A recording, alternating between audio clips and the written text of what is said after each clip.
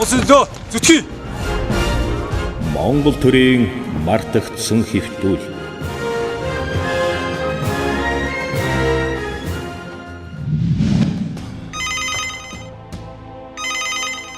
Орхон аймгийн онцгой айлын газар. За хаана вэ? 27-гийн. За та өөрөө хэн бэ? За ойлголоо. За манайх одоо дуудлаа орлоо.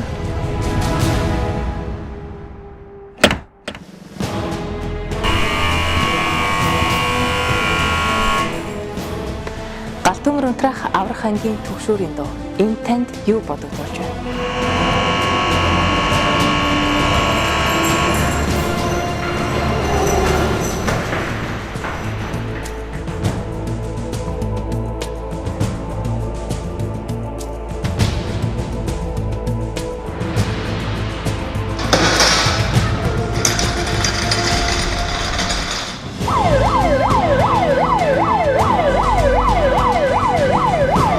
Аюул нэрвсэн хин нэгэнд амьдралын чимээ амар тайван гэртээ суугаа нэгэнд аятах үргээсэн ядарга албандаа мордсон гас өнөөгчийн гэргээд сэтгэлийн завир аврагчид гас өнөөгчдөд харин бахархал хариуцлах төгшөр энэ чимээнээс хорвоогийн түмэн өнгө алаг ирээн амьдралын аялгау их шиг урсаж байна. Монгол улсад газар хөдлөлт, гоц алдуурт, өвчин, ган зүд зэрэг 186 төрлийн аюул нүүрэлдэг. Үүнээс хамгийн түгээмэл тохиолддог нь галт төмрийн гамшиг босол юм. Нэгдсэн үндэсний байгууллагын дээргдэх олон улсын статистикийн төвөөс гаргасан судалгаагаар дэлхийд даяар жилд 7 сая, хоногт 19,178 галт төмөр гарч 70 мянган хүн галт төмрийн улмаас амнаас алддаг байна. Харин Монгол улсын хувьд жил дунджаар 3200 гаруй аюулт үзэгдэл осол тохиолдож 180 гаруй хүн амнаас алдан 89 тэр бөм төргийн хохирол учруулдаг гинэ. Монголчууд бид нэг жилийн хугацаанд ойролцоогоор 52 эрдэд хүнээ галд тахиж байна. Жилийн 4 улирлын турш аюул осолтой нүүр тулдаг онцгой байдлын аврагчдыг их хорон хэрэгтэй үедээ дууддаг. Харин тэдэнд татгалзах бас ухрах сонголт байхгүй.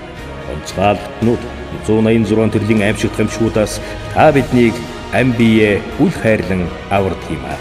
Ингэж аварсныхаа төлөө үхэлтэй хийсэн мөн хин гэрээтэй.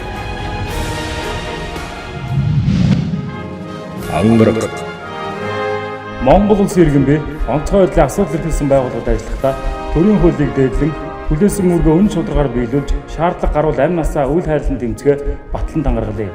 Би энэ тангаргаа сайн няцвал холбогдох хуулийн дагуу хариуцлага хүлээнэ.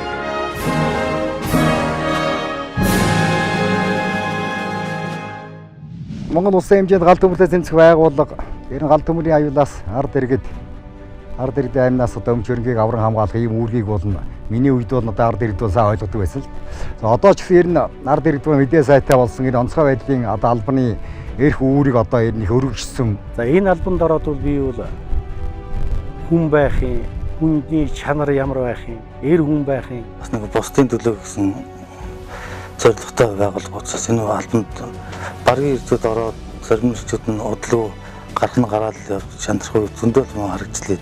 Онцгой байдлын албан хаагчид маань ер нь гал төмөр одоо албарт өвчин, үер ус, аваар осол одоо ер нь хурц ажиллахгүй одоо гамшиг юу гэж байхгүй. Маш одоо хүнд нөхцөлд ажилладаг. Ер нь манай одоо албанаас болно одоо түүхийн хугацаанд болно одоо олон 10 одоо аваа хөвгтүүд гал төмөр одоо гамшигдаар амнасаа алдсан л та тийм. Энэ бол их хүнд одоо ийм ажил. Төргөнд аваад яралтаа цуглар дахиугаар цуглана. Тухайн үед газар дээр нь цуглаад гамшиг боломжтой ажиллах ийм нөхцөлийг бүрдүүлдэг. Ер нь онцгой байдлын алба гэдэг бол өөрөө хүнээ бэлтгэхдээ асар их тэр төвчээр хавцуудлаар бэлддэг. Энгийн байгууллага ажилчид тэрийг олж харахаар юу гэж олж хардаг вэ гэхээр энэ бол ажлын байрны дарамт юм байна гэж ойлгодог. Тийм төсвөр хацуудл сураагүй хүнээр өнөөдөр Монгол улс иргэний хамгаалуулна гэж байхгүй шүү дээ. Галсан нөгч хүн байх, аврагч хүн байх. Энэ одоо онцгой байдлын албан хаагч байхын тулд авхайлт самбаа, ур чадвар, оюун санаа гэд бүхий л зүйлээр энэ албанд өндөр чадамжтай байх хэрэгтэй. Одоо юу гамшиг боломжтой ирчээд гар улаан аваа ичгүй тийм ээ. Бэртэж гэмтэх тохиолдол одоо бас гардаг учраас эднэрийн аюулгүй байдлыг тогтмол хангаж хяналтайж өөртөө давхар цугал үнцэндээ ажиллах тийм тохиолдол гардаг. Өөртөө манай албаагч нь өөртөө анхны тусламж үзүүлж тэрэ хэмжээтэй болцсон. Онцгой байдлын газараар аврагч галсын өгшөөр ажиллаж байгаа Эгэл жирийн залуучууд мөртлөө Эгэл баатруудыг би ажил хөдөлмөрийн үнэлж дүгнэж явахдаа бол би их бахархалтай санагддаг юм байна. 2017 оны 7 дугаар сарын байдлаар манай улсад 127 удаагийн ой хэрийн түүмэр гарч 1 сарын хугацаанд онцгой байдлын ерхий газарт ард иргэдийн 803 сая төгрөгийн хандив тусламж цугулсан билээ. Энэ хүү албанд одоо бид нар өөрсдөө чиглэлээр ажилласнаар одоо юмны ямарваа нэгэн гамшиг ослын эрсдлийг нэн төрөн дээрээс тооцоолоод сорсон байгаа. Энэ жил ганцаараа Монгол улс ингээд шатаад байгаа юм биш. 2015 онд дорнод ямар амир юм боллоо. Ингээл хэлбэл бидэрт ой хэрийн түүмэрт нүүр тулсан асуудал зөндөл идэг. Саяны энэ Цэлэнгийн ангийн түүмэр дээр ингээд энд тэнцвэл түүмэр гарлаа. Болгоны дэшиг машиг гээ. Энд дэр маа залуучууд ард иргэд маш их тусдан дэмжлэг компаниуд үзүүлж шít. Энэ дээр бас нэг одоо хүмүүсийн ухамсар манай байгууллага ойлгох тийм юм арай өөр болцсон л да. Бас нэг жаахан эх орон сэтгэлгээтэй болсон. Эх орон чадчихна гэдэг хүмүүс очиж унтраа гэж өөртөө гал гэдэг ямар гал төмрийг мэдэхгүй ирнээс очиж унтраа гэдэг жараас бид нар төлөв сайхан санагдаж байна. Гэхдээ тэр хүмүүсийг бас манай удирдлагуудыг хэлж байгаа шиг юу бас гал төмрөлөө болж бас болохгүй л дээ. Ер нь тэгээд онцгой байдлын албан хаагчид бол одоо энэ ард иргэдтэй одоо тусалж ард иргэдээ одоо гамшиг гал төмрийн аюул тэр галын элч гэдэг чинь төөнсөн, сонсон, нүдний хараанд харагдах юм байхгүй тийм орчинд л гал сүнэгч хүч ажилладаг шүү дээ. Хоол хүнс маань ирэхгүй олон хоногор явах үе бас байдаг. Усчгүй, хоолчгүй. Үндсэн гол зорилго нь болохоор айл болох дандаа иргэдийнхээ аюулгүй байдлын төлөө тийм ээ. Зөвхөн нэг хүмүүс нийтийн иргэг шиг одоо орхон аймагт энэ гэр ороод энэ үерийн шуудуу, далан сувг шуудуу тийм ээ. Даман гал төмөр гарч болох ямар нөхцөл байр энэ болгон дээр нь ажилладаг. Аврагчдыг ингээд галдын дуудлага дээр яваад очихоор хүмүүс баярдаг. Та нар гараад хүмүүс баярлдаггүй гэх. Тийм болдгоо шүү дээ. Галын дуудлага дээр яваад очихоор тэр гэр орон шатж байгаа эсвэл нөгөө хамаатай ах дүүс нь ингээд хөл хацал болсон ийм хүмүүс хизээж бид нарыг манай онцгойгийнхан гэж боддог. Та нар яас удаа ярдیں۔ Инглээ тэглээ албаны шаардлага тавьж эсвэл бүхэндэж бүр дээх үед бүр чулуун нөлгөж өгддөг байсан. Тийм аимшигт одоо гал төмрийн эсрэг гал сүнөгч, аврагч гал сүнөгч юм ганцаархнаа, хоёулахнаа мөр зэрэгцээд мөлхөөд за хушуу шаланг хоёроо чирээд гадны голомтонд очиж ард түмний өмнө хүлээсэн үүргээ өргөсөн тангарахтай үнийн чойж ард түмнийхээ өмч хөрөнгийг амь насыг хамгаалах гэж л зүтгэж байгаа тэр юм да гэж би өөрийнхөө биеэр тэрийг бол одоо ойлгож мэдэрч энэ мэрэгчлэрээ бахархаж ажиллаж байлаа да. Тангараг өргөсөн цэргийн албан хаагч нар одоо ухраас тухайн гамшиг боломжтой одоо зайлшгүй ажиллах ёстой гэсэн эр зоригоор л үндсэндээ гүврийн голомтыг даван туулах ийм л чадвартай ирчүүд. Дотор нь орж үзээгүй болохоор би нэг сайн мэдгүй байсан л да. Тэгээд дотор нь ороод өөрөө ажиллаад хамт олонтойгоо яваад ингээ үзэх шал өөр юм байна. За нэг Канадаар гардаг шиг машин дэлбэрээд одоо ингээл дуустдаг юм байж гэж айгаад холоос хошуугаа хариулдаг юм. Ахтай садаан дараа хурдаа урд нь унтраагаад идэг. Би ч нөгөө Канадаар дэлбэрээд зад явчихыг хайрлаа айгаад тэгдэг байлаа. Тэрнээс өмнө унтрааж хөвгөлтэй их хэвээр би. Тэгээд ихэлжсэн даа юм. Намайг буцаагаад чирээд орж ирсэн. Я хаачих нөө чи барыг загнуулаа чирэгдээд буцаад орж ирсэн. Тэгээд хахад цацаал чи гал дээр очиод доошгоо мүтгэж утаач нь дээшээ өрцөн байгаа. Доогуур мөлхөөд явгээд тэгээд намайг ухтаараа чирж ороод доошгоо чирээд татаад хэвтүүлж ирсэн байхгүй. Орхон аймгийн хэмжээнд гарсан томоохон галуудыг нэрлэх юм бол энэ 35 дугаар автовазын 8 автобусны гал. За энэ Орос цэргийн ангийн 65 тонн цистернд гарсан бензиний гал. За мөн төмөр зам дээр гарсан бас тэр 100 гаруй тонны бензиний гал. За хамгийн сүүлийн уулын баяжуулах эрдэнэ төлөвлөрийн бэмтэс ажиллаж чадсан шүү дээ. Тэгэхэд яг бид нар яг маргааш үлээ нээлттэйсэн. Манай нөгөө уртлын хэлж ер нь унтраагаад тэгээд бас асч яхад бид нар маргааш үлээ шууд нэмэлтээр очижсэн. Тэр гал бол бас маш том гал байсан гэж ярьдаг. Яг тэр би бол үндсэн гал дүүлэн дарагдсан багт нь очижсэн л та. Нэмэлтээр өглөө эрт очижсэн. Тэр гал чинь 1.9 тэрбум хохирлолтой гал гэж тооёд нь тэгж тооцогдсон. Өөрийн удирчжсэн садаа хамт олноо удирдах гал түүмрийг унтрааж явснараа за гал сүнөөгчөөр ажилласан, салаан дараагаар ажилласан давал их туйлын их бахархалтай байдгийг.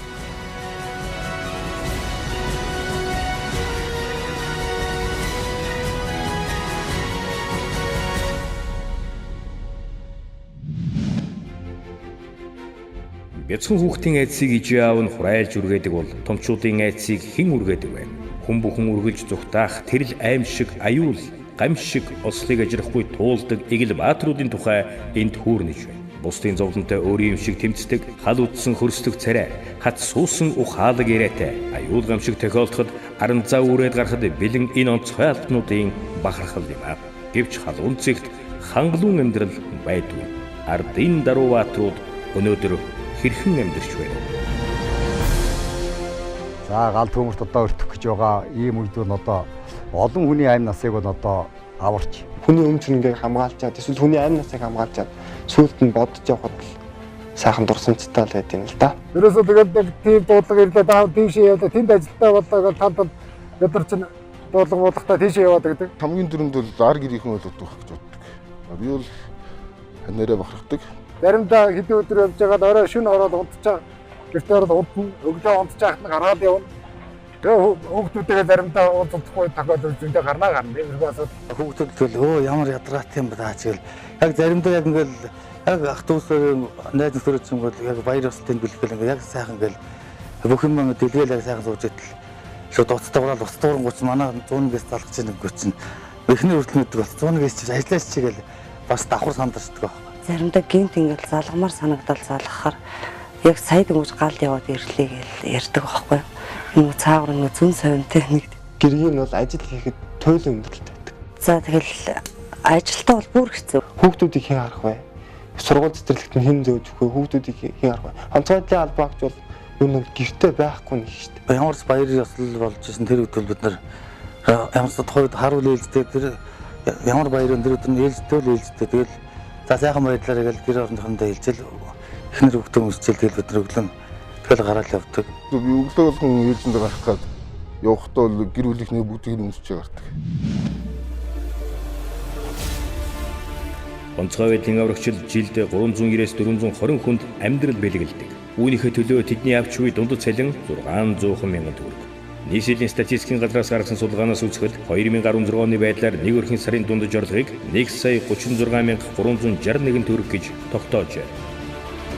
Харин энэ салбарт хүчин зүтгэж байгаа онцгой албануудын сарын өрхийн урлагийн дунд чинь 850 мянган төгрөг. Орхон аймгийн онцгой байдлын газар нийт 163 албан агчтай. Тэдний 95.7% нь цалингийн болон орон сууцны зээлтэй, 15% нь хувийн орон сууцтай байгаа юм. Манай албан агчид 90 залуугаараа одоо дөчүүрээд дэвтэрдээ гарчаа. Нийгмийн асуудал энэ юм шүү дээ гэдэг энэ хавар одоо зурагтаар харахад бол яг сая төмөр дээр усан аврагч галсан өгчдгийг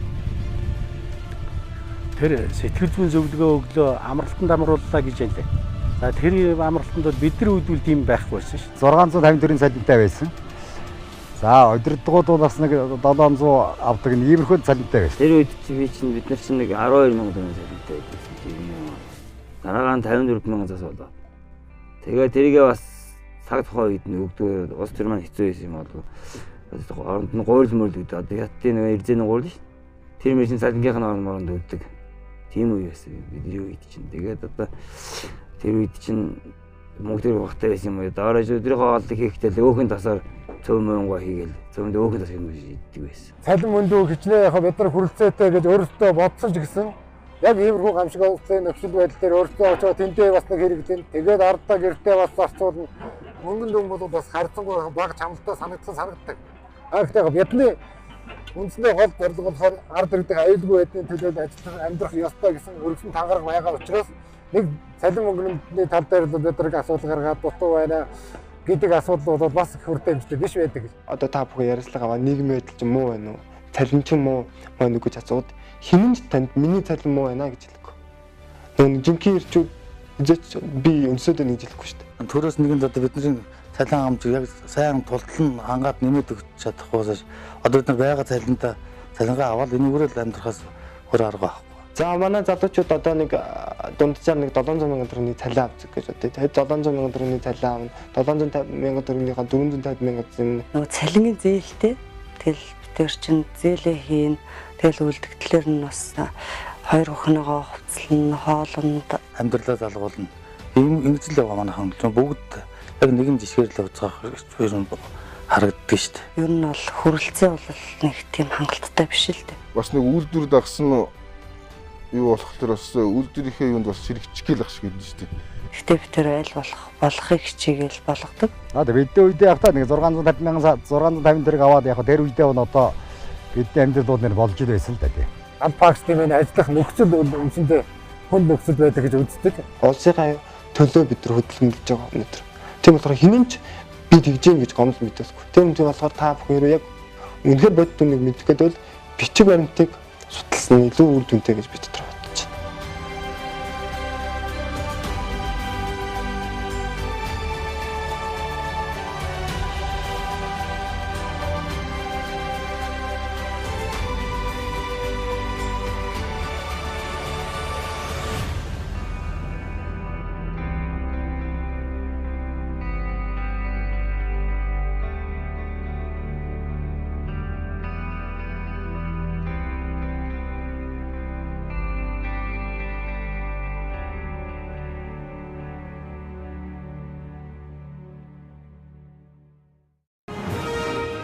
Монгол Төрийн мартагдсан хэвтүүл.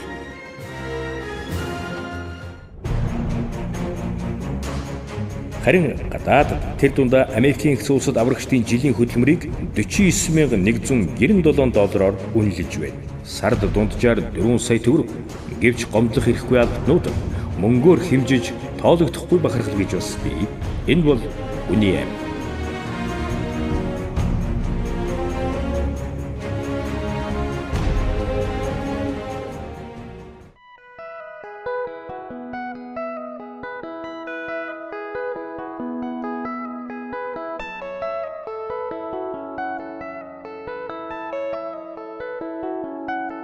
Онцгой байдлын салбар нь 90 жилийн түүхэндээ хоёрхан үйлчилгээний гавьяат ажилтан цол тэмдэгтэнтэй болсон гэж бодохоор яах аргагүй Монгол Төрийн мартагдсан хэвтүүл шиг.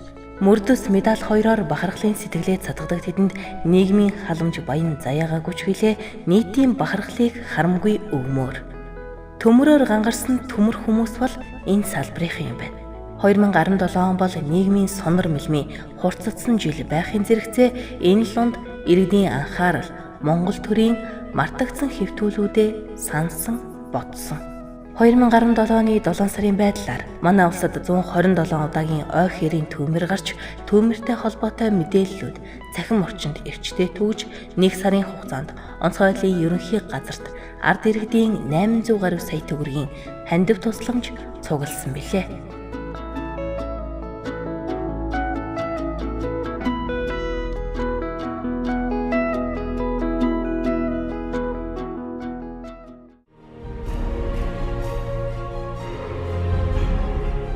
Гамшигаас хамгаалах тухай Монгол Улсын хуулийн 49-ийн 3 зааснаар онцгой байдлын байгууллагын албан хаагч албан үүргээ гүйцэтгэж яваад амнасаа алдсан тохиолдолд 10 жилийн үндсэн цалинтай тэнцэх хэмжээний тэтгэмжийг тухайн албан хаагчийн сарын үндсэн цалингийн дунджаар тооцож түүний гэр бүлд нэг удаа олгодог хуультай. 50 дугаар зүйлийн 1 зааснаар онцгой байдлын байгууллагын албан хаагчийн албан хаасан хугацааг тооцохдоо албан хаасан 6 сар тутмын 8 сард дүйцүүлэн тооцно.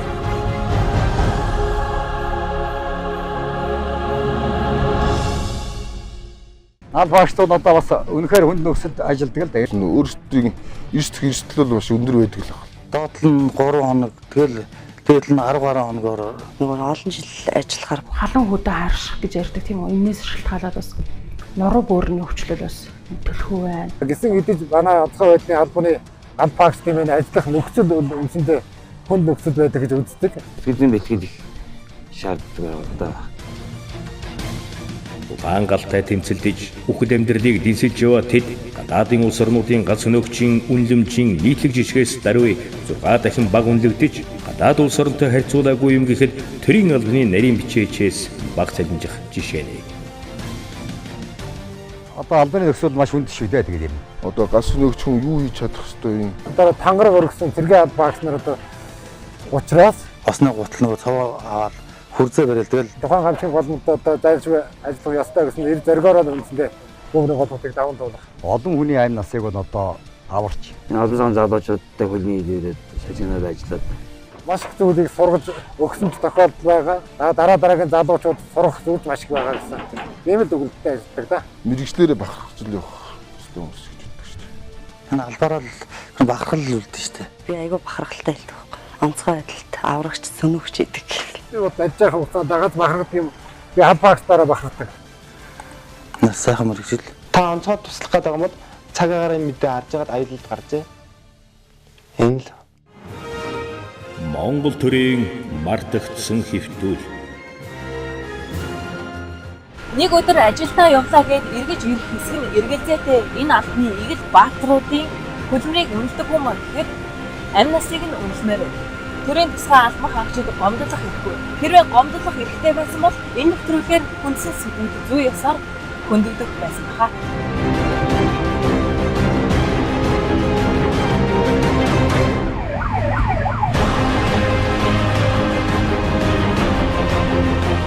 Нэвтрүүлгийг бэлтгэсэн сэтгүүлч редактор Мөнхүянга, зураглаач эвлүүлэгч Цэрэнбатмын алтан сүх, тайлбар уншсан Чулуунбатын эдэр чулуун, туслах Эренчинхүүгийн аз жаргал. Эрдэнэ тод 2017. Энэ зууны баатруудын эгэл үе гавья үргэлжилсэн.